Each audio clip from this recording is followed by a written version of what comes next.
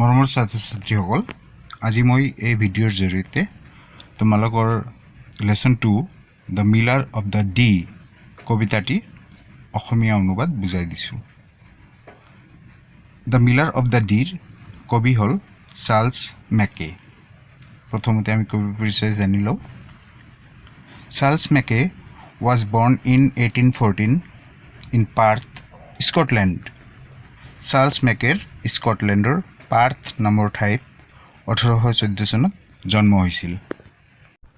He made his literary reputation in 1846 with a collection of poems, Voice Out, and achieved popular success in the same year with the hit songs Cheer Boys Cheer and The Good Time Coming. অর্থাৎ তেখেতে 1846 চনত সাহিত্যিক খ্যাতি অৰ্জন কৰিছিল।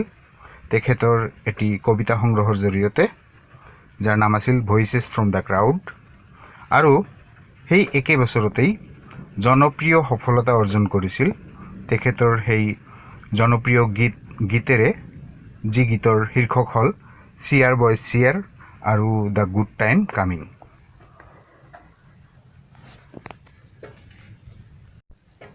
He had a doctorate in literature and a successful journalist, poet and lyricist of 19th century. তেখেতে সাহিত্যত doctorate লাভ কৰিছিল আৰু তেখেত আছিল এজন 19 শতিকাৰ সফল সংবাদকৰ্মী, কবি আৰু গীত ৰচক। He died in 1889. তেখেতৰ 1889 চনত মৃত্যু হৈছিল। এতিয়া আমি মূল কবিতাটোলৈ আহোঁ। There dwelt a miller, hale and bold, beside the river Dee. ইয়াতে ডুৱেল্ট মানে বাস কৰিছিল, হেল মানে স্বাস্থ্যকৰ, বোল্ড মানে সাহসী।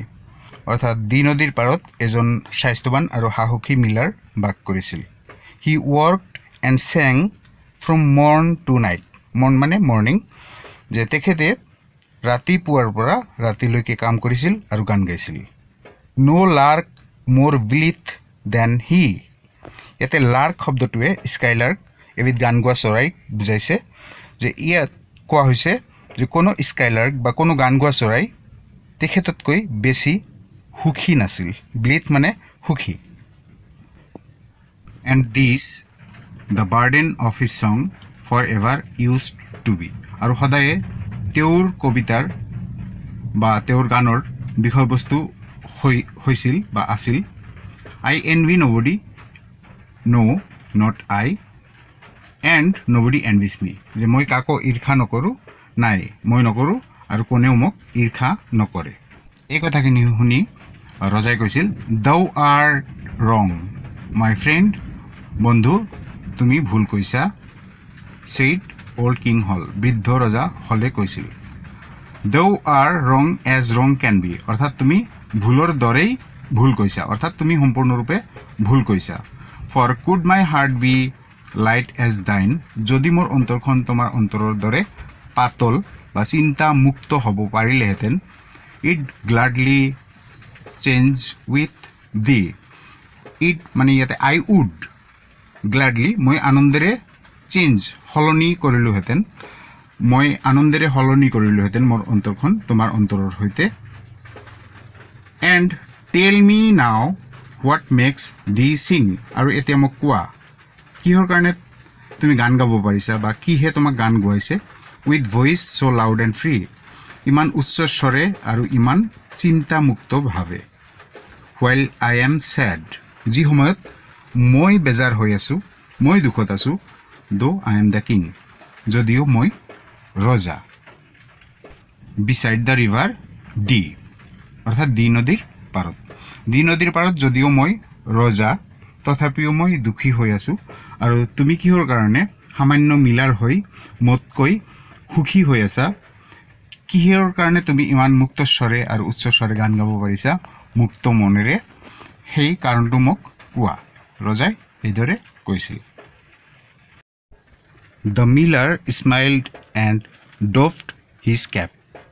মিলাৰজনে মিচিকিয়াই হাঁহিছিল আৰু টুপিটো সন্মানাৰ্থে খুলিছিল ইউৰোপিয়ানসকলে সন্মান দেখুৱাবলৈ টুপি খুলি মূৰ নত কৰে যেনেকৈ ভাৰতীয় মানুহবোৰে হাত জোৰ কৰি নমস্কাৰ কৰে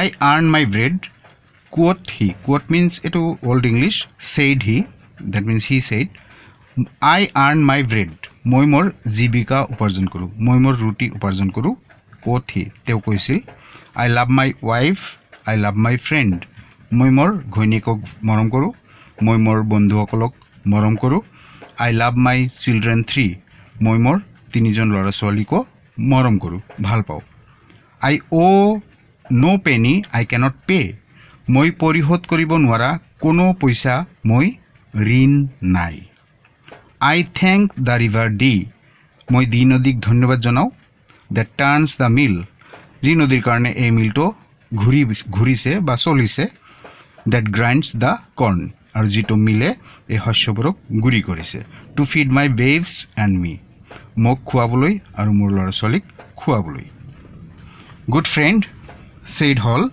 and sighed the while এইখিনি সময়ত ৰজাই হামি আহিছিল আৰু কৈছিল ৰজা হলে কৈছিল ভাল বন্ধু ফেয়াৰৱেল বিদায় এণ্ড হেপী বি আৰু তুমি সুখী হোৱা বাট সে নো মোৰ কিন্তু কেতিয়াও নকবা ইফ দাউজ বি ট্ৰু যদি তুমি সত্যবাদী হোৱা দাও মানে ইউ ওল্ড ইংলিছ এইটো ইউ দাও মিন্স তুমি দ্যাট নো ওৱান এনভিজ দি যে কোনেও তোমাক ঈৰ্ষা নকৰে অৰ্থাৎ যদি তুমি সত্যবাদী হোৱা তেন্তে কেতিয়াও নকবা যে কোনেও তোমাক ঈৰ্ষা নকৰে দাই মিলি কেপ ইজ অৰ্থ মাই ক্ৰাউন ৰজাই কৈছে যে তোমাৰ এই শুকান গুৰি লাগি থকা কেপটো টুপিটো মোৰ যি ৰাজমুকুট তাতকৈ বেছি মূল্যৱান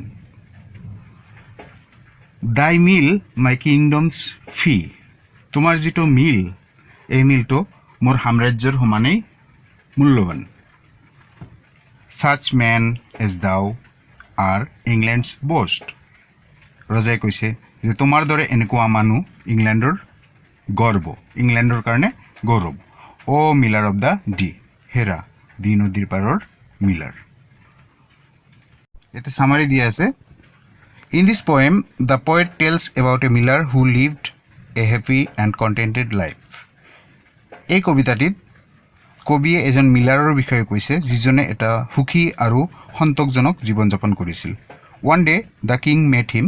এদিনাখন ৰজাজনে তেওঁক and was surprised to see that আৰু এয়া চাই আচৰিত হৈছিল যে a humble miller was so happy whereas he himself was unhappy এজন সামান্য মিলাৰ ইমান সুখী আছিল যি সময়ত হি নিজেই অসুখী আছিল ৰজা হোৱা সত্ত্বেও but the miller explained that কিন্তু মিলাৰজনে ব্যাখ্যা কৰিছিল যে he performed every duty of his simple life sincerely হি তাৰ সহজ সৰল বা সাধাৰণ জীৱনৰ প্ৰত্যেকটো কৰ্তব্য নিষ্ঠা সহকাৰে পালন কৰিছিল and that kept him happy আৰু হেতুৰ কাৰণে হি সুখী হ'ব পাৰিছিল king realized that ৰজাজনে উপলব্ধি কৰিছিল যে the miller's humble life was more desirable than his royal life যে এই মিলাৰজনৰ সামান্য জীৱনেই তেওঁৰ ৰাজকীয় জীৱনতকৈ বেছি বাঞ্ছনীয় আছিল ধন্যবাদ এই কবিতাটিত শিকিবলগীয়া কথাটো হ'ল যে মানুহ এজন সুখী হ'বলৈ প্ৰথমতে মানুহজনৰ যি থাকে সেই বস্তুখিনি উপলব্ধি কৰিব লাগিব যে এইখিনি মোৰ আছে